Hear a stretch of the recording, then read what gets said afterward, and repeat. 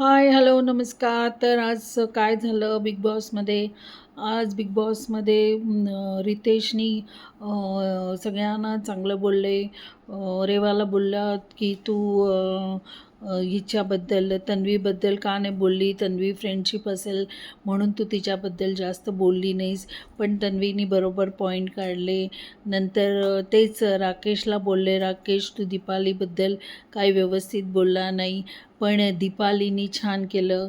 तसंच अनुश्रीला सांगितलं, तू पण एकदम राखीबद्दल चांगले लढा दिलास, असं सगळ्यांना बोलले. मग नंतर अनुश्री आणि तन्वीला सांगितलं, तुम्ही ते तिकीट टू फिनालेचा टास्क एकदम चांगला केला.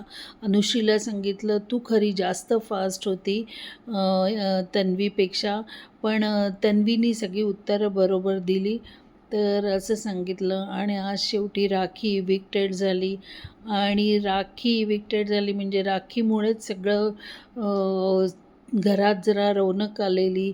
तर ठीक आहे, शेवटच्या आठवड्यात गेली म्हणून काही नाही, पण राखी खरंच बिग बॉसची एंटरटेनमेंट आहे. ती म्हणजे खूप बिग बॉसला खूप देते ती तिच्या परीने.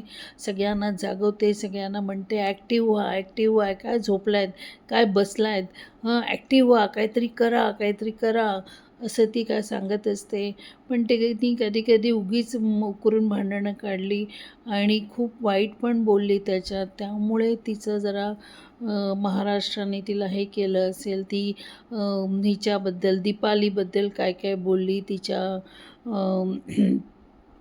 त्यामुळे कोणालाही असं काही वाईट बोललेलं लोकांना आवडत नाही. पण ती खरं एंटरटेनमेंटची क्वीन आहेच आणि राहीलच.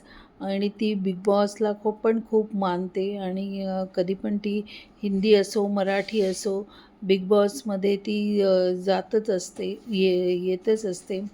तर थोडं वाईट वाटलं, पण एका अर्थी असं वाटलं ठीक आहे, एंड होता. आता याच्या पुढचा भाऊचा धक्का नसेल, नेक्स्ट संडे फिनालेच असेल. तर थोडं वाईट वाटलं, पण ठीक आहे गेली म्हणून.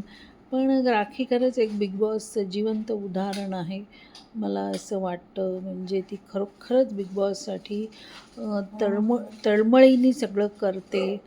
तर म्हणजे खरंच तिच्यासाठी एकदम म्हणजे हॅट्स ऑफ. तर मला सबस्क्राईब करा, लाईक करा. Bye, good night.